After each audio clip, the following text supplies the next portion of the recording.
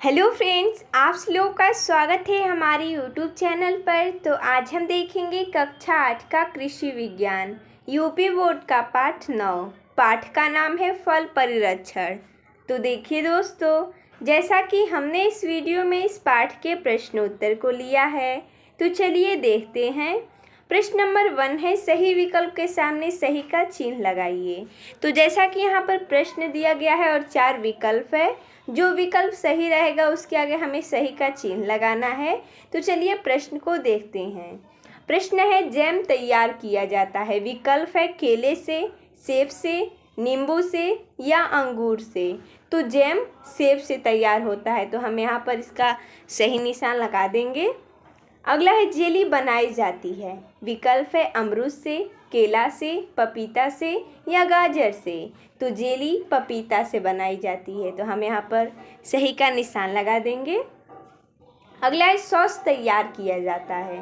विकल्प है नींबू से, आम से, सेब से या टमाटर से। तो इसका सही हो जाएगा टमाटर से।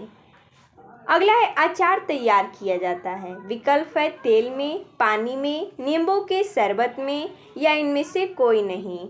तो अचार तेल में तैयार किया जाता है, तो ये विकल्प सही हो जाएगा। अगला देखते हैं प्रश्न दूसरा। नीचे लिखे कथन में सही के सामने सही तथा गलत के सामने गलत का निशान लगाइए। प्रश्न है, जैम कच्चे फलों से बनाया जाता है। ये गलत है, क्योंकि जैम कच्चे फल से नहीं बनता है। अगला है, जैम पके फलों से बनाया जाता है। ये भी गलत है, ना ही कच्चे फलों से बनाया जाता है, ना ही पके फलों से बनाया जाता है। अगला है, जैम अधपके फलों से बनाया जाता है। ये सही है, तो इसके आगे हम सही का निशान लगा देंगे।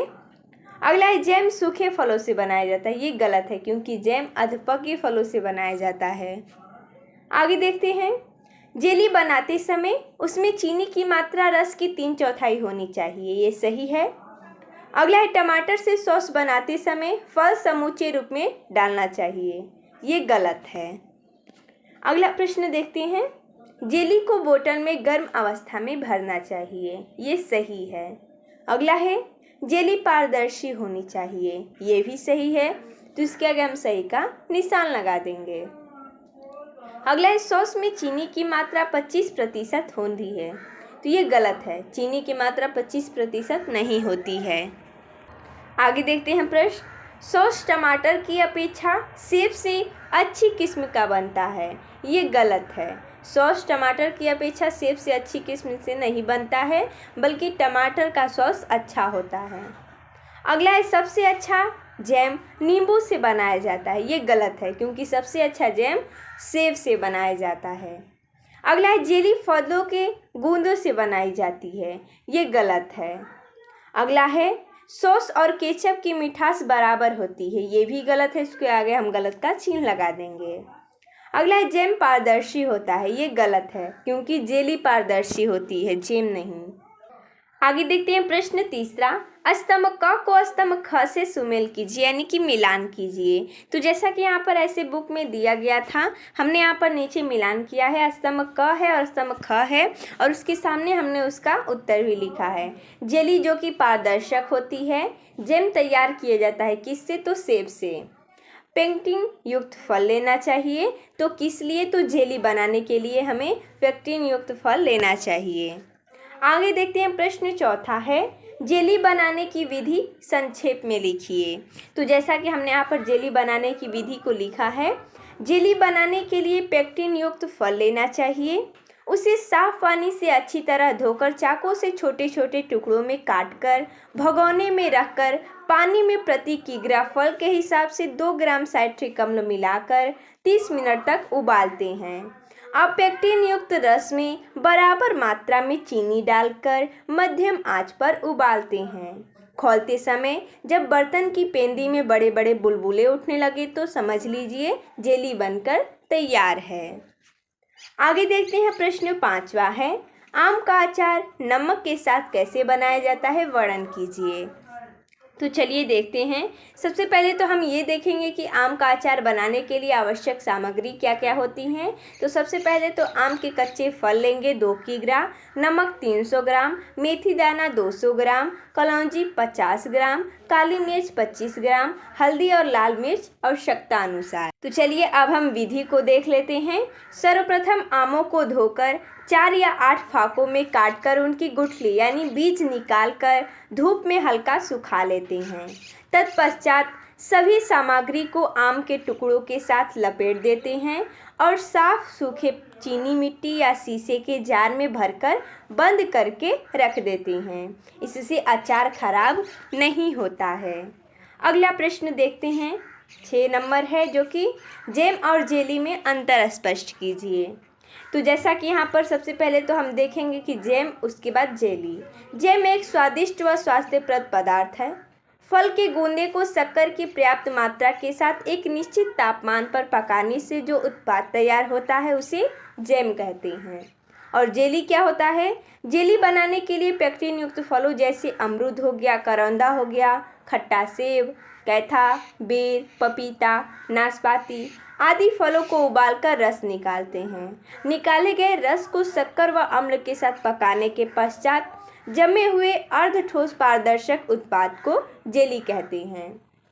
यानी जैम बनाने के लिए हमें फल के गूंदे की आवश्यकता होती है, जिनमें हम शक्कर की पर्याप्त मात्रा डालकर उसे निश्चित तापमान पर पकाते हैं और जो बनता है उसे हम जैम बोलते हैं। लेकिन जेली बनाने के लिए हमें सबसे पहले पेक्टिन युक्त फल की आवश्यकता होती है। उदाहरण के लिए हमने यहाँ पर लिखा भी है, पपीता हो गया, नाशपाती हो गया, अमरूद हो गया, खट्टा सेब हो गया। उसके फलों को उबालकर रस निकालते हैं पहले, और जो रस निकलता है उसमें हम शक्कर और अम्ल डालते हैं। अम्ल डालने के पश्चात इसे हम पकाते हैं और जो जमा हुआ अर्ध ठोस होता है यानी आधा ठोस पारदर्शक होता है। हमें यह भी याद रखना है कि जेली पारदर्शक होता है और जो उत्पाद बनता है उसे ही हम जेली बोलते हैं। आगे देखते हैं। प्रश्न 7वां है कि अमरूद की जेली आप कैसे तैयार करेंगे, लिखिए। तो जैसा कि हमने यहाँ पर लिखा है कि हम अमरूद की जेली कैसे तैयार करेंगे। अमरूद की जेली बनाने के लिए पेक्टिन युक्त फल लेकर उसे साफ पानी से अच्छी तरह धोकर चाकू से छोटे छोटे टुकड़ों में काटकर भगोने में रखकर पानी में प्रति किग्रा फल के हिसाब से 2 ग्राम साइट्रिक अम्ल मिलाकर 30 मिनट तक उबालते हैं। अब पेक्टिन युक्त रस में बराबर मात्रा में चीनी डालकर मध्यम आंच पर उबालते हैं। खौलते समय जब बर्तन की पेंदी में बड़े बड़े बुलबुले उठने लगे तो समझ लीजिए जेली बनकर तैयार है। आगे देखते हैं। प्रश्न 8वां है कि जैम किन किन फलों से बनाया जाता है। सेब से जैम कैसे तैयार करेंगे। तो सबसे पहले तो हम देखेंगे कि जैम किन किन फलों से बनता है। तो जैम सेब, आम, पपीता, अनानास और नाशपाती आदि से बनाया जाता है। और सेब से कैसे जैम बनाते हैं वो हम देखेंगे कि सेब के गूंदे में चीनी सेब की मात्रा का 3/4 भाग मिलाकर 5 ग्राम एसिटिक अम्ल किग्रा फल के हिसाब से मिलाकर स्टील के बर्तन में उबालते हैं और जैम के तैयार होने से 2 या 3 मिनट पहले उसमें खाने का रंग मिला देते हैं। जब जैम में पानी की मात्रा समाप्त हो जाती है तो जैम बनकर तैयार हो जाता है। अगला देखते हैं। प्रश्न 9 नंबर है, टमाटर की सॉस तैयार करने के लिए उपयुक्त आवश्यक सामग्री के बारे में सारणी सहित वर्णन कीजिए। तो जैसा कि हमने यहाँ पर लिखा है कि टमाटर का सॉस तैयार करने के लिए हमें आवश्यक सामग्री क्या क्या लगती है। तो सबसे पहले तो टमाटर के फल 5 किग्रा, चीनी 1.5 किग्रा, नमक 50 ग्राम, लाल मिर्च 25 ग्राम, प्याज 200 ग्राम, लहसुन 50 ग्राम, आगे है अदरक 100 ग्राम, गर्म मसाला 25 ग्राम, एसिटिक एसिड 2.5 ग्राम, रंग जो कि खाने वाला होता है वो 1/2 ग्राम और सोडियम बेंजोएट ये हमें लगता है 1.25 ग्राम, जो कि 2 छोटा चम्मच होता है। अगला देखते हैं। प्रश्न 10 नंबर है कि आम का अचार कैसे बनाया जाता है। तो हम चलिए देखते हैं कि हम आम का अचार कैसे बनाएंगे। तो कच्चे आम को साफ पानी में धोकर उसे कई भाग में काटकर उसकी गुठली यानी बीज निकाल देते हैं। फिर तैयार मसाले को थोड़े तेल में मिलाकर आम के टुकड़ों में मिला देते हैं और उसे धूप में रखने के बाद कांच या प्लास्टिक के डिब्बों में भरकर ऊपर से तेल डालकर रख दिया जाता है। आगे देखते हैं प्रश्न 11 है कि नींबू का अचार कैसे बनाया जाता है तथा क्या क्या सावधानियां बरतनी चाहिए।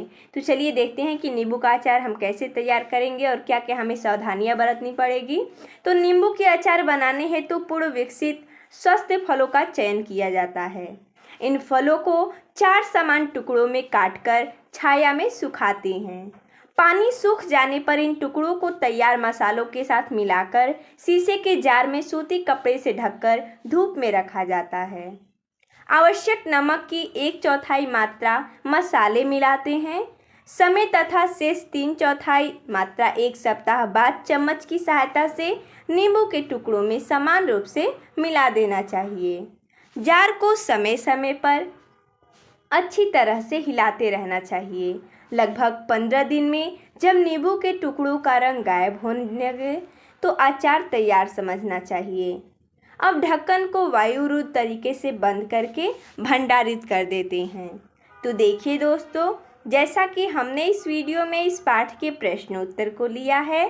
तो मिलते हैं तब तक के लिए धन्यवाद दोस्तों।